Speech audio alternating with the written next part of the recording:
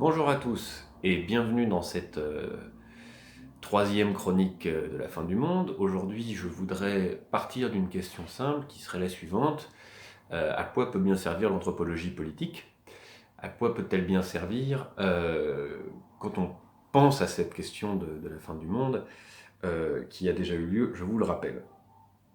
Alors, pour le dire autrement, là, que peut faire l'anthropologie politique par rapport à la fin du monde. Et il me semble qu'elle peut faire quelque chose, et puis ensuite je vais essayer de le décliner dans un mode de sensibilité qu'on peut avoir dès qu'on est un observateur par rapport au monde, dès qu'on est un commentateur par rapport au monde, et puis par conséquent quand on est un sujet dans le monde commun, qui a disparu, je vous le rappelle, puisque la fin du monde a déjà eu lieu.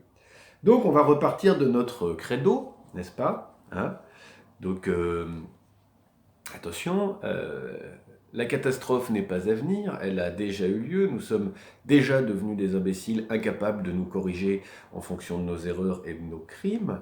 Hein. Nous nous sommes déjà abolis en tant que possibilité de liberté. Il n'y a plus une seule rivière qui suive son cours naturel en France. Emmanuel Macron a été nommé champion mondial de l'écologie. Et même les vers de terre ont déserté nos champs, tellement on est désespérant. Là, pas se gourer dans le credo, hein, nous avons parcouru un beau trajet entre Hiroshima et Fukushima. Là, entre guillemets, grande catastrophe à venir n'est qu'un argument au service d'une gouvernementalité déjà en place. Voilà, le credo étant donné, et maintenant qu'on est face à la fin du monde, c'est-à-dire essentiellement la fin du monde non pas comme un problème écologique, mais comme un problème anthropologique, c'est-à-dire notre incapacité à nous stopper nous-mêmes en tant que phénomène destructeur. Que peut faire l'anthropologie politique là-dessus? Pour le dire autrement, parmi toutes les théories qui rapportent l'observation à une théorie de la culture, c'est-à-dire toutes les démarches qui rapportent des observations à une théorie de la culture, c'est-à-dire toutes les formes d'anthropologie, celles qui s'occupent plus spécifiquement d'interpréter le pouvoir, les institutions politiques, les rapports de pouvoir, la répartition des biens et des richesses, des statuts, les modes de négociation et de régulation des conflits, bref, les anthropologies politiques sont autant finalement de théories qui interprètent l'action humaine, qui l'expliquent, qui la commentent, qui, de ce point de vue-là, en tout cas, à mon sens, font un bout de chemin, main dans la main, avec les sociétés humaines, et portent leur part de responsabilité. Alors, pourquoi je dis ça? Je dis ça parce que il me semble qu'il y a certaines postures qui sont vraiment partie prenante de la catastrophe. Qui sont partie prenante de la catastrophe en ce sens que elles produisent elles-mêmes de la fin du monde. Alors, je vais essayer de vous en donner des exemples avant de commencer. Vous savez par exemple que la théorie du matérialisme historique développée par Karl Marx commence par se construire contre des théories de l'histoire qui présentent l'histoire humaine comme déterminée par Dieu, par les dieux, par la providence divine, c'est-à-dire par un principe d'organisation externe.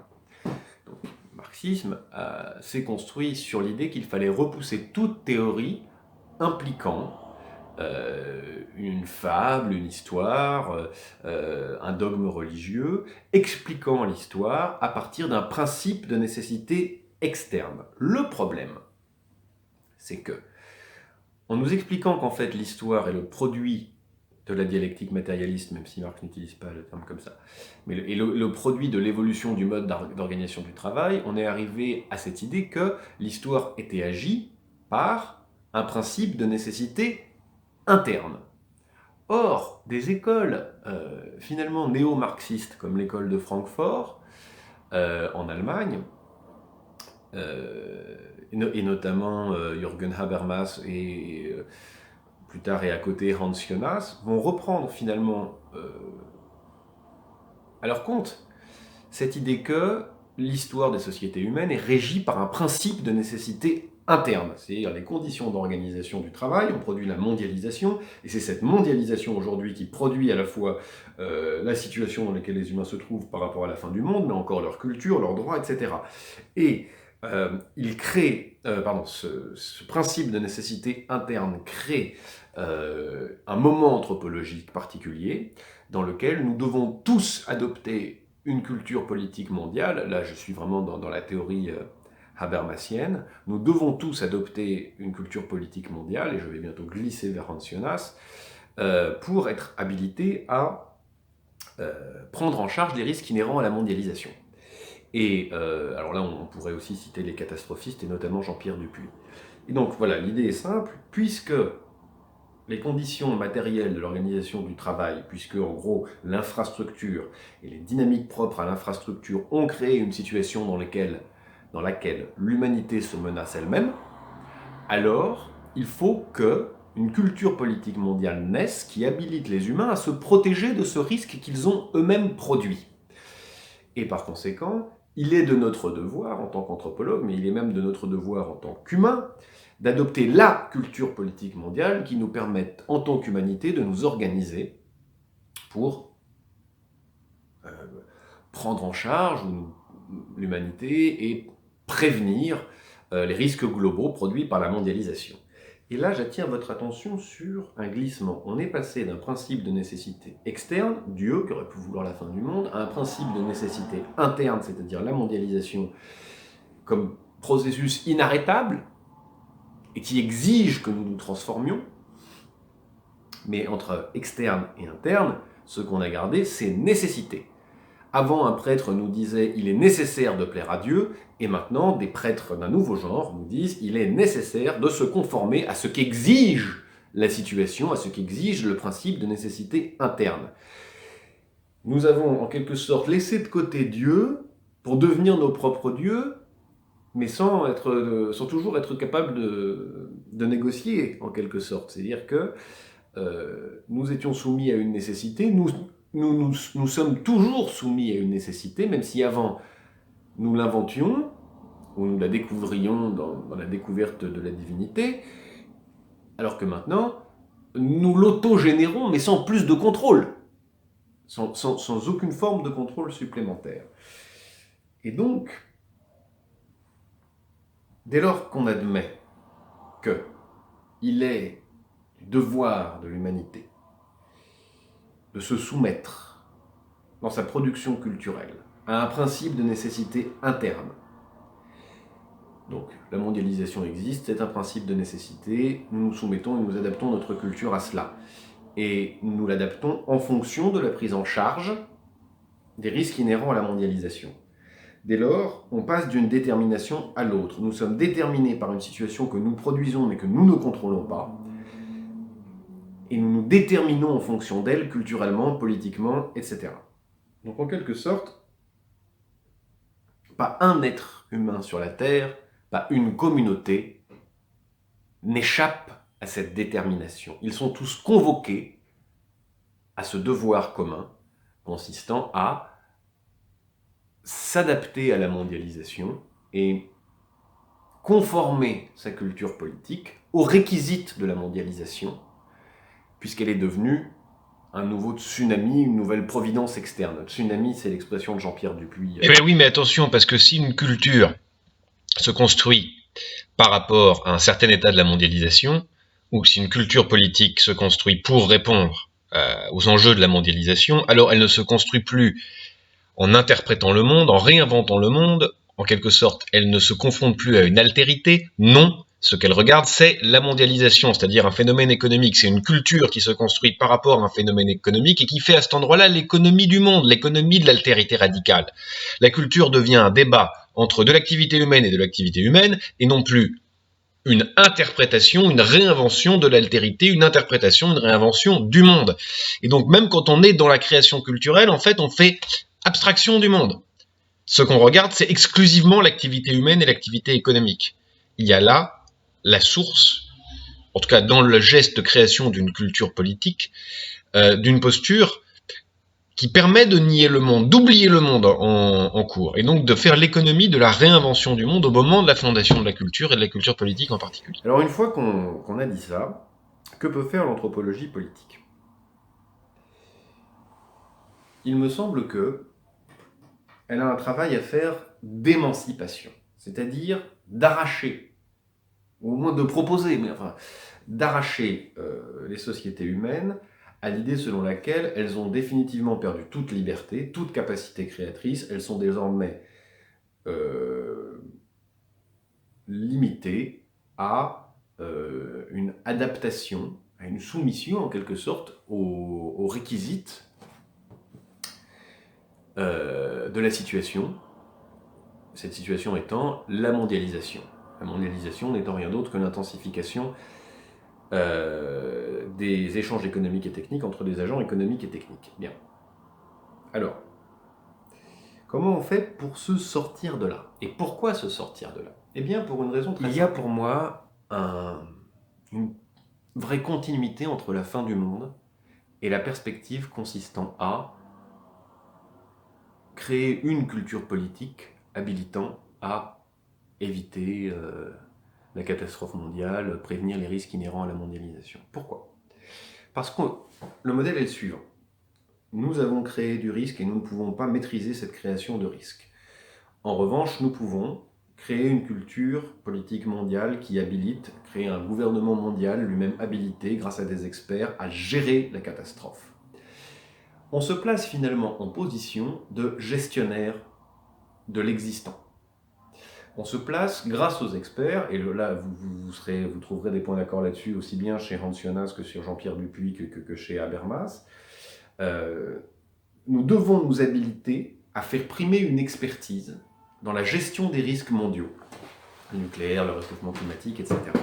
Dès lors, nous plaçons au cœur du politique et de notre rapport au monde et à l'humanité en tant qu'espèce, et en tant qu'espèce sur la Terre, nous mettons au centre la gestion du risque. Nous devenons en quelque sorte suprêmement, non plus l'être qui interprète le monde commun et qui le reconstruit et qui le rêve, nous devenons simplement les grands gestionnaires de l'existant.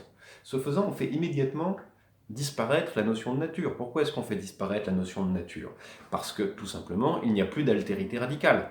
Nous sommes l'alpha et l'oméga de tout ce qui peut exister sur Terre, nous sommes les grands gestionnaires, nous contrôlons la température de l'eau, la température de l'air, le niveau du trou dans la couche d'ozone, le nombre de vers de terre par mètre cube, le niveau de pureté des eaux, etc., etc., etc. On devient en charge, nous devenons l'espèce en charge du contrôle de la totalité de l'existant. C'est précisément ça la fin du monde. C'est précisément ça la fin du monde. Dès lors, il n'y a plus de nature et il n'y a plus que, finalement, de l'industrie et du flux économique et technique et de la gestion et du monitoring, de la surveillance, du contrôle, de la mesure. Tout espace commun qui nous sépare et nous rassemble par une altérité radicale et une matérialité, à ce moment-là, est évacué. Il n'y a plus qu'un ensemble de dynamiques à prendre en gestion. Et il n'y a plus que de l'humain. Bien. On tire rarement ce genre de ligne, mais j'ai tendance à insister pour qu'on le fasse, sans d'ailleurs grossir le trait. C'est pas moi qui dis que, en tant que catastrophiste, il faut être prophète de l'apocalypse. C'est pas moi non plus qui, effectivement, nous dit que il faut absolument persuader les gens que la catastrophe est inévitable pour qu'elle soit peut-être évitable, et donc à ce moment-là commencer à jouer sur deux rationalités. Qui effectivement met en évidence par ailleurs la nécessité de confier le gouvernement du monde, en tout cas sur la part de la gestion des risques, à des experts, puisque le politique est trop dangereux, trop instable pour cela, et qui fait entrer tout cela en raison, au nom d'un impératif catégorique qui est la nécessité de survie de l'humanité. Bref, vous voyez ce chemin qu'a suivi le matérialisme historique et qui est devenu quelque chose d'assez étrange. Alors, On va maintenant essayer de penser un chemin pour l'anthropologie politique. Qu'est-ce qu'on peut faire pour ouvrir la porte, pour proposer aux sociétés humaines un autre chemin que celui de la prise de contrôle gestionnaire de l'existant, du monde. Qu'est-ce qu'on peut encore faire? Alors, il nous faut trouver une pratique de l'anthropologie qui soit la moins déterministe possible et la moins, fataliste en un sens. Celle qui n'assigne pas à l'humanité un seul mode d'existence et une seule issue, mais qui au contraire ouvre les possibilités d'interprétation du monde et d'interprétation de la place de l'humain sur la Terre et de ce que c'est qu'être humain, etc. etc. Je vous proposerai à la fin, notamment, une façon de comprendre le mot culture qui, à mon avis, permettrait peut-être, dans les ruines florissantes du monde post-fin du monde, de reconstruire des mondes. Bien. Une définition de la culture qui permet de reconstruire des mondes alors que nous nous promenons actuellement dans les ruines florissantes du monde post-fin du monde. Bien.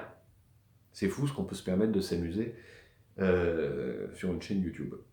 Bien. Alors.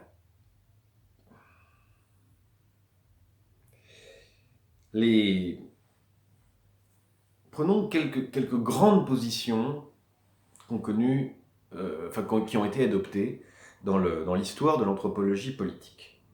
Considérons par exemple l'évolutionnisme, le diffusionnisme, le structuralisme, le fonctionnalisme, l'anthropologie dynamique de Ballandier, et on essaiera à la fin d'y ajouter quelque chose.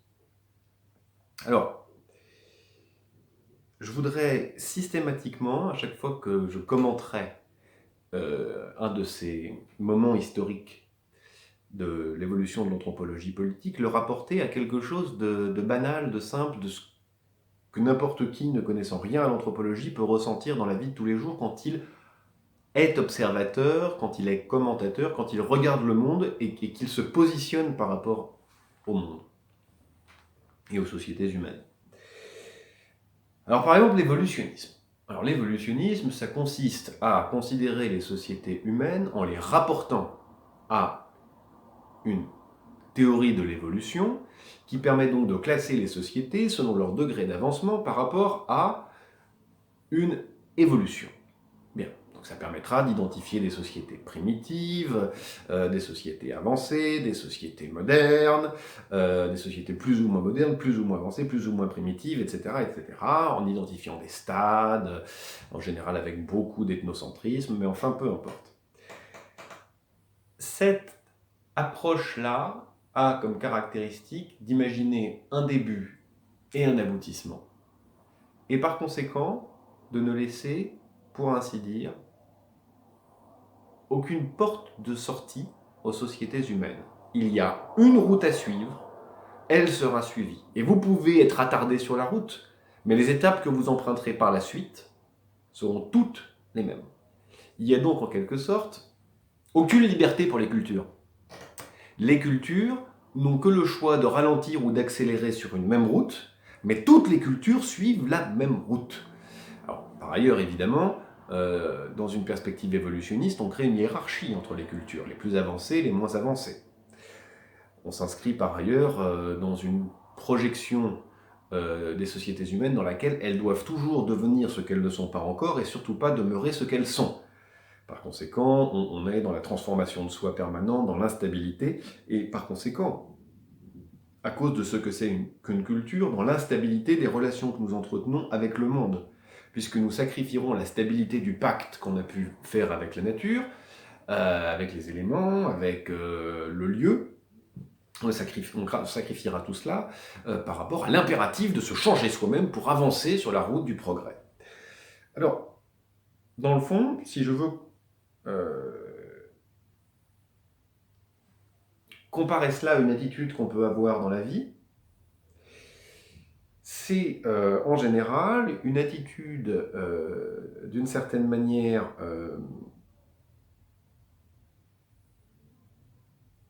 c'est une attitude extrêmement dominante, d'une certaine manière méprisante, et qui considère que tel individu, il se comporte comme ça, non pas parce qu'il a tel ou tel avis, mais parce que il n'a pas encore assez évolué.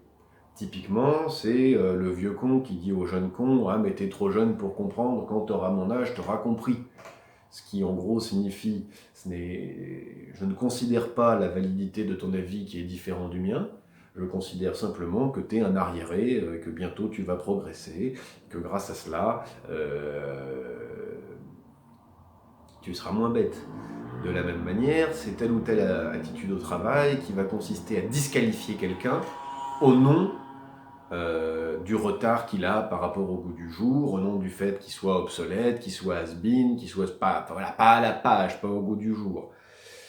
Vous remarquerez que dans nos relations humaines actuelles, on est dans l'évolutionnisme en permanence, c'est-à-dire qu'on passe son temps à dire aux autres, sur la base d'une théorie du progrès, mais t'es pas à la page, et ce qui veut en fait moins dire, en réalité, tu n'as pas téléchargé, tu n'as pas incorporé la pointe de la technologie, cela signifie plutôt que tu t'es désolidarisé de la fuite en avant collective que nous menons dans la virtualisation du monde et dans l'aliénation et dans la subordination aux technologies et aux macrosystèmes techniques. Bien. Alors voilà. Alors, le diffusionnisme, qu'est-ce que c'est ? Le diffusionnisme, c'est une position anthropologique qui a en quelque sorte étudié un peu, je sais pas, sur un modèle darwiniste ou sur un modèle épidémiologique, la diffusion des cultures par motif à travers justement la proximité et les diffusions. Et donc on a essayé de faire l'histoire de la diffusion des schèmes anthropologiques à travers le monde, un peu comme se répandrait une maladie. Alors, là encore, c'est une position extraordinairement surplombante et médicale et objectivante. Une fois encore, les cultures ne sont pas sujettes de leur évolution, elles se comportent quasiment comme des éléments avec plus ou moins de porosité et absorbant dans des mouvements quasi tectoniques et inconscients les motifs venant des cultures alentours. Alors, moi, ce qui me gêne là-dedans, là encore, vraiment la posture médicale et qui objective complètement la culture, c'est que la culture n'est pas sujet. Et quand la culture n'est pas sujet, il y a fort à parier que le monde ne soit pas sujet. En d'autres termes, qu'on ne construise pas une relation avec le monde qui lui laisse la parole et qui le considère comme une entité qui puisse s'exprimer, qu'on doive respecter, qui consiste en une altérité par rapport à nous, qu'on ne puisse pas conquérir et qu'on ne puisse pas transformer en autre chose, notre objet, encore du technique, encore de la gestion, encore quelque chose sur lequel on puisse imposer notre contrôle. Donc, d'une certaine manière, toutes les approches de la culture, qui pour moi objectivent la culture, ne lui ouvrent pas de porte de sortie. Et en quelque sorte, ne la laissent pas se considérer pleinement valable dans la façon dont elle se construit, voilà, la culture en tant que sujet qui se construit, qui se compose lui-même, et qui dans cette construction a établi une relation singulière avec le monde, culture-sujet s'adressant à un monde-sujet. Bon, je suis parfaitement conscient que pour ceux qui ne sont pas anthropologues, même ceux qui sont anthropologues, je suis peut-être en train de me promener très très loin, mais en réalité, je fais cette vidéo-là, et à ce moment, c'est-à-dire au début des chroniques de la fin du monde et des chroniques du monde sujet, parce que je voulais, vidéo 1, vous dire de quoi on parle, ouvrir le sujet, vidéo 2, vous parler du travail parce que c'est tout ce qu'on fait. Moi, quand je suis anthropologue, d'abord, je travaille, je fais effort, je produis, etc. Et il me semblait que dans un temps où on est à ce point-là dans la frénésie de production et dans l'angoisse du chômage par ailleurs, je ne pouvais pas ne pas commencer par théoriser ce qui se passe dans le travail, et donc voilà maintenant dans le travail spécifique que je fais, c'est-à-dire celui d'anthropologue. Bien. Alors maintenant, Le structuralisme. Une fois encore, dans le structuralisme, et peut-être plus encore qu'ailleurs, la culture n'est pas sujet. Et ce qu'elle produit n'est en réalité pas si intéressant que ça. Dans une théorie structuraliste, les structures précèdent l'existence des sociétés. Les structures du symbolique, les structures de la possibilité de créer du sens et du social, ces structures précèdent l'existence des sociétés. Elles apparaissent d'un coup, d'ailleurs, nous dit Lévi-Strauss, un peu comme si Dieu avait balancé le symbolique. Les structures précèdent l'existence des sociétés et chaque société va interpréter à sa manière et de manière plus ou moins pure les structures anthropologiques de base. Bien. Par exemple, maintenir ensemble du même et du différent. Par exemple, produire des signifiants flottants pour produire une frontière dans la production de sens. Bon, pour ceux qui sont familiers du structuralisme. Produire du même et du différent, c'est vraiment très simple, voilà, comme fonction sociale élémentaire. Donc voilà, c'est l'idée qu'il existe un ordre qui précède le social. En d'autres termes, les sociétés ne produisent pas elles-mêmes leurs propres fonctions, leur propre système, elles ne font qu'interpréter des figures de base qui sont à leur disposition. Là encore, on est très clairement, pour moi, dans une approche déterministe. C'est-à-dire qu'on a le choix qu'entre un ensemble extrêmement limité, et une fois encore, la culture n'est pas considérée tellement comme un sujet capable de se produire elle-même, elle est uniquement considérée comme un objet, c'est-à-dire la résultante d'aléas sociaux à partir d'une structure toujours semblable. On trouvera la même posture dans les fonctionnalismes un petit peu rigoristes, ce qui va se traduire par exemple en anthropologie politique par la recherche de rapports nécessaires entre des institutions et par le fait de rapporter ce qu'on observe à des modèles préexistants. Il s'agit une fois encore de montrer comment en réalité la fonction précède la sociogenèse et l'invention de la culture par la culture elle-même, l'invention de la culture par le groupe. Et c'est une invention qui est permanente. Une culture définit un groupe qui invente cette culture, qui définit un groupe qui invente cette culture, pour le dire autrement. Je vis dans un groupe social, et quand j'y arrive, il y a une culture, je la réinterprète, je la produis, ça modifie la culture, qui me modifie, mais en même temps, quand je réabsorbe cette culture-là, je la transforme un peu, je la reproduis, bref, c'est une genèse permanente de la culture par elle-même. Bien. Alors voilà, on a parlé d'évolutionnisme, de diffusionnisme, de structuralisme. Bon, le marxisme, j'en ai parlé tout à l'heure, dans cette surdétermination de la culture qui n'est qu'un sous-produit à l'intérieur de la superstructure de l'infrastructure. Donc c'est vraiment l'organisation matérielle du travail qui produit aussi bien la culture, les arts, le droit, le régime politique, etc. Donc c'est vraiment la matière, l'organisation matérielle du travail, les forces productives et les rapports de classe qui produisent la culture, etc. Non seulement ça, mais encore, les changements culturels sont dus en fait à des changements profonds dans l'organisation matérielle du travail. Et cette organisation matérielle du travail ne dépend pas de nos consciences, mais d'une dialectique, c'est-à-dire d'une série de contradictions internes. Donc chaque étape d'organisation du travail a ses contradictions internes, elle produit les suivantes. Et là encore, la production culturelle est totalement déterminée, elle est objet des objets. La culture ne fait que naître et ne fait qu'être transformée, manipulée, du fait de changements beaucoup plus profonds et face auxquels les hommes sont en réalité relativement impuissants, les hommes et les femmes, pardonnez-moi. Donc une fois encore, on se retrouve dans une situation complètement déterminée. Qu'on prenne une approche évolutionniste, structuraliste, diffusionniste, marxiste, pour l'instant, on n'a pas de culture sujet, on n'a pas de possibilité de sortir d'une détermination. Bien. Alors, l'anthropologie dynamique telle que l'a proposée Ballandier, dans Anthropologie politique, est déjà un petit peu plus mouvante. Elle hérite de l'intelligence maussienne. Donc Marcel Mauss, lui, il est extrêmement modeste, il propose que l'anthropologie soit exclusivement comparative et que quand on regarde les différentes cultures, en réalité, on respecte toujours la théorie indigène, la théorie des gens.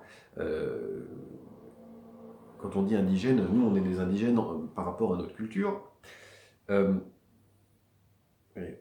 Tout simplement. Toujours respecter la théorie de la personne qui produit la culture ou du groupe qui produit la culture pour essayer de la comprendre.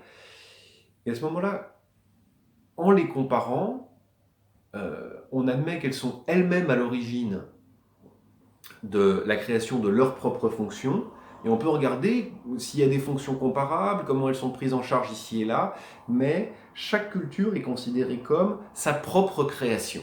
En tout cas, on se limite à cela. Bien.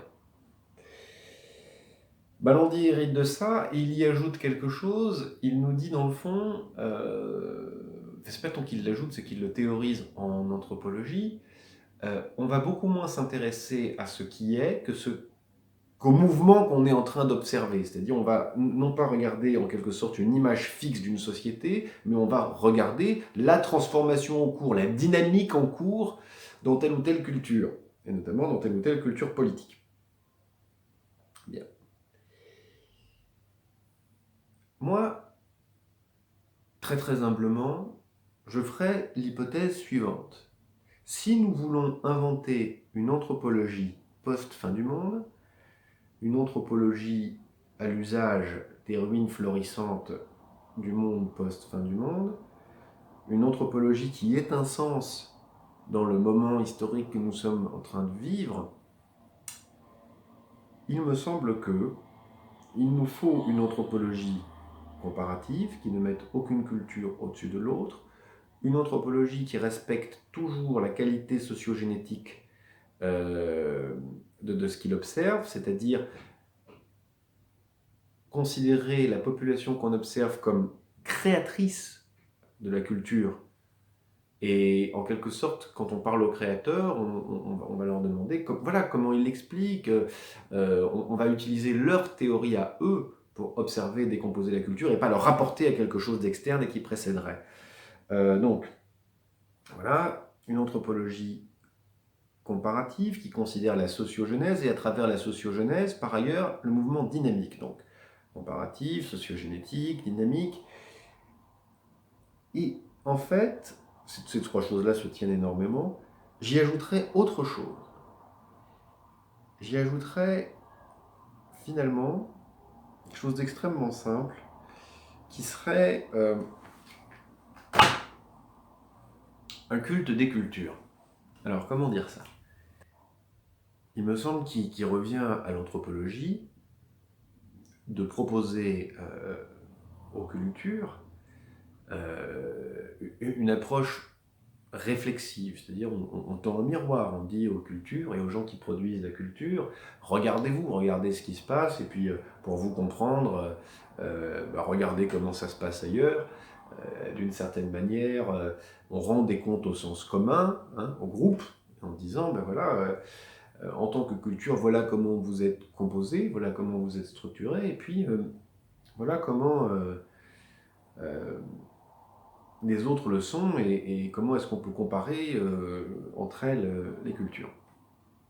Dans ce moment réflexif, c'est-à-dire le moment où on renvoie à une culture sa propre image et on lui propose de considérer les autres cultures, il me semble que ce qui serait décisif, c'est une forme de barrière, de frontière absolue dans nos têtes d'anthropologues et qui consiste à toujours maintenir la pluralité des cultures dans notre approche et ne jamais tâcher de les fusionner, de les déterminer, de les rassembler, de les contrôler. Non pas parce que on est dans le multiculturalisme ou telle bien-pensance politiquement correcte, ça n'est pas du tout l'objet. C'est qu'en fait, qu'est-ce que c'est qu'une culture? Comme je l'ai dit dans la vidéo précédente, fondamentalement, c'est faire du commun faire du commun en incluant une théorie du monde. C'est faire du commun, créer un ensemble de normes, de représentations, etc., de pratiques, en les inscrivant dans le culte d'un certain ordonnancement du monde. C'est mettre immédiatement en commun une théorie du monde et une théorie du commun. Et c'est donc charger la création de commun d'un entretien et d'une relation d'alliance, d'une relation harmonieuse avec le monde. Quand on parle de culture, on ne parle pas de somme de savoir, on ne parle pas de somme de connaissances, on ne parle pas de règlement. Un règlement peut tout à fait réguler des actions entre humains. Ça n'est pas ça une culture. Une culture, étymologiquement, mais de fait, c'est effectivement un ensemble de normes, de représentation, de pratiques, etc., quelque part avec un certain nombre d'individus. Et c'est en quelque sorte l'alliance d'un groupe avec un monde. Et quand je dis un monde, c'est à la fois un lieu et une vision du monde. Cette alliance peut être temporaire. On peut par exemple être dans une culture nomade où effectivement on passe de lieu en lieu, rendant des cultes différents aux différents lieux. Ce n'est pas la question. Fondamentalement, une culture, c'est donc quelque chose qui engage une relation avec le monde. Et une relation qui lie l'homogénéité, la santé, l'harmonie à l'intérieur du groupe à une relation d'alliance avec le monde tel qu'il est interprété. Bon, alors traduit en termes concrets, ça signifierait par exemple que en France ou à n'importe quelle échelle locale, l'anthropologie politique se tourne vers le commun, le sens commun, et disent tiens, ici, quelle culture vous êtes en train de faire, c'est-à-dire quelle alliance vous êtes en train de passer avec le monde, quelle théorie du monde vous avez à disposition. Et assez probablement, il n'y aurait pas de réponse ou une réponse extrêmement violente. Et c'est précisément à cela, à mon sens, que l'anthropologie politique pourrait être utile à cet endroit-là, c'est à la restauration du geste primordial, en quelque sorte, d'une culture, c'est-à-dire la mise en alliance entre un ordre des choses et un ordre humain, la construction d'une alliance entre un ordonnancement local des choses et les petites divinités locales et une vie sociale à un endroit donné. Ce qui est absolument typiquement ce que signifie le mot culture en latin, c'est-à-dire c'est un lieu qu'on cultive et dans lequel on rend hommage aux petits dieux locaux. Bon. Alors, pourquoi une pluralité ensuite? Parce que dès lors qu'il n'y a plus de pluralité des cultures et qu'on ne dit pas qu'à chaque endroit on tâche, à travers l'activité sociale, de créer cette logique d'alliance avec un monde interprété, dès lors qu'il n'y a plus cette pluralité, eh bien, il n'y a plus à interpréter localement le monde. On reçoit de l'extérieur quelque chose. Bien. Voilà. Donc, à mon sens, voilà, ce que pourrait vraiment faire l'anthropologie politique aujourd'hui, c'est poser tout azimut la question quel monde commun fabriquez-vous ici et maintenant? Quel monde commun fabriquez-vous? Quelle est votre définition du monde? Quelle est votre alliance avec le monde? Comment vous l'interprétez localement? Et évidemment, si elle obtient des réponses, les publier, les mettre en discussion et voilà, rendre des comptes sur ce sujet-là. Et en fait,